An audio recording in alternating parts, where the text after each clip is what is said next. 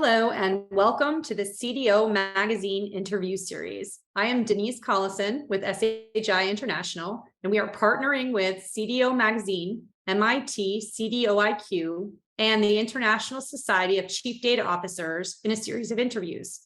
And today I have the pleasure of talking with Bojan Duric. He is the Chief Data Officer of the City of Virginia Beach. Welcome, Bojan. How are you today? I'm doing good. Thank you. Thanks for having me, and definitely looking forward for some discussion to have. I have a question for you on the data collective. That you said there was 300 people in that collective. That's a really large participation number for an organization. How did you go about cultivating that participation? What were some of the things you did to try to get that message out there and invite people into that community? So basically, the first thing was the first thing we did at the beginning, we opened that to everybody in the organization when we came, regardless your job description and roles and all of that, because we find that the job roles necessarily represent what you actually do. Mm-hmm. The second piece is that definitely doesn't define you and your passion. So since data is touching everywhere, and we have a purpose statement which is saying enable decision-making process with a data-driven culture at all levels. So we felt in our purpose, as a matter of fact, is to reach as many users as possible, regardless the roles, responsibilities, and where they sit within the organization. So that was the first piece. So it felt a little bit open. We start trying to the Data Academy, start getting those graduates into the Data Smart Collective. And at one point, we actually closed that to be almost like we want to be inclusive, but a little bit more exclusive too. Mm-hmm. So we closed that group to be exclusive for those who actually committed themselves, because we had lots of turnover. Let's put it this way. The 300 number came pretty kind of hot, but we had 1,000 people going through that academy, and some of them just figured out it's not for them. In any case, for those that kind of stick around with us, when we close it, we start offering additional upskilling discussions, which are participating in projects, organizing a couple of internal datathons, which were very successful. The second piece, we do host our own podcast. So we would call city leaders and ask them about their business. So our group actually can reach out and ask them questions directly, which was really cool for many of them, saying, you know what, and some questions, believe me, me as the moderator was oh, I don't know if I'm really going to go with this, but that's what actually attracted the folks, that they felt safe, that they can be and maybe ask some of the questions but we saying, let's be data related, business related, learning related, all of that, not politically or anything like that. So we had that house administrative rules. So that was one of the things that we did, utilizing the modern, I would say, communication pieces, so we can stay connected. And that was the other thing is perseverance, and the other one is you gotta carry some charism or being open, let's put it this way, to other ones, so they can see you as you are, so they can feel comfortable themselves. So I bet you that connection to, or that opportunity to ask questions of city leaders really felt like just another step in that open, transparent government that people are really looking for today. So I think that's a key takeaway from how you structured, or some of the structure of your organization, to allow that access. That's really very forward thinking, I think.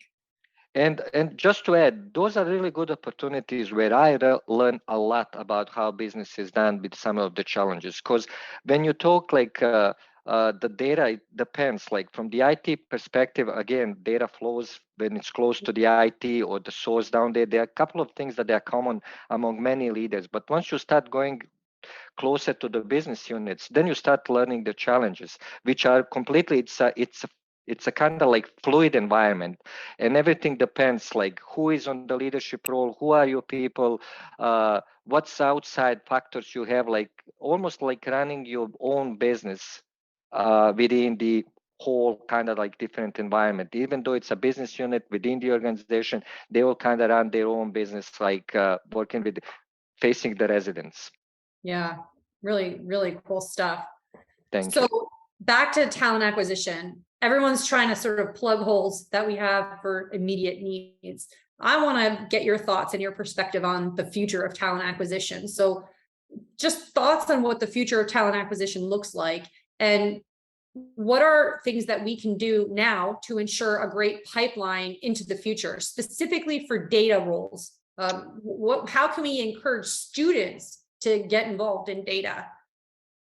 So I am actually, I would say, like pretty actively involved in the Hampton Roads community, part of the local universities advisory boards to help them out with some, not only with the courses and how to structure them, but as maybe like offering some internships and bringing the students into the real world, the mentoring the senior projects and all of that. I think all of these are great stuff that we can do, but where from the public sector see the biggest challenge is like to abandon. So I'm going to touch a little bit now on the universities and all of that.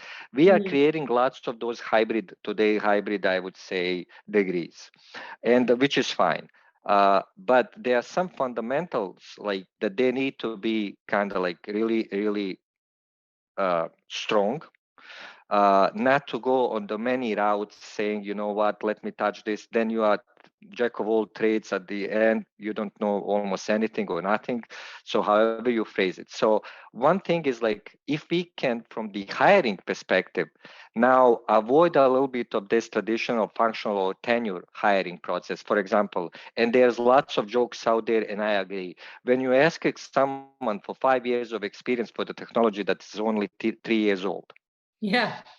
I'm Yeah. seeing those. So it's a lot. The Yeah. other thing is if I'm hiring into the IT or into the business, the students with the, let's say, computer science are not, I'm talking again about the public sector. They are not considered for the business role, for the IT roles.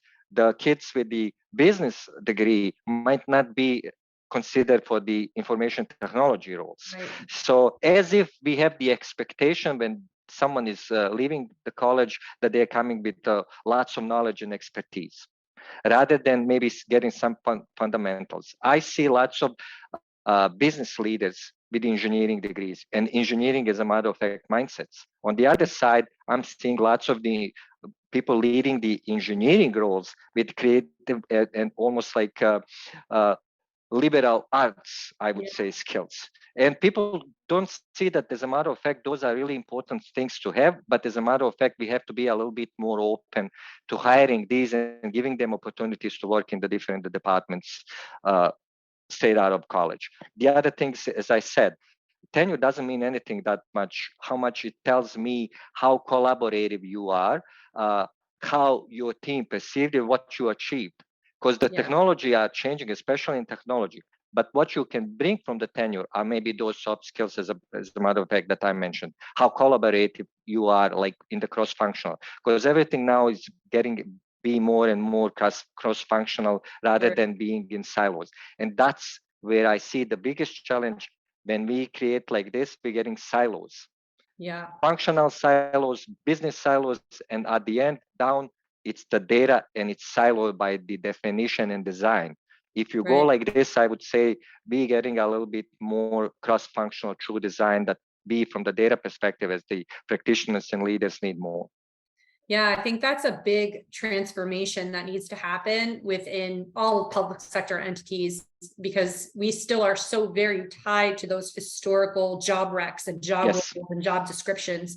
And there needs to be a change in that thought process and actually the workflow itself of hiring in order to bring that talent in and you know, enable that cross-functional work that you're talking about. That really is going to be critical to the future of business. So yeah. No, absolutely. And just to add, like how I see the future, it would be like lots of ambiguity. I'm sorry, like to be ready to take almost the leap of faith. Let's put it this way. If you find a good personality and fit, I know everybody's saying, hire the fit and hire this, but teach the skills.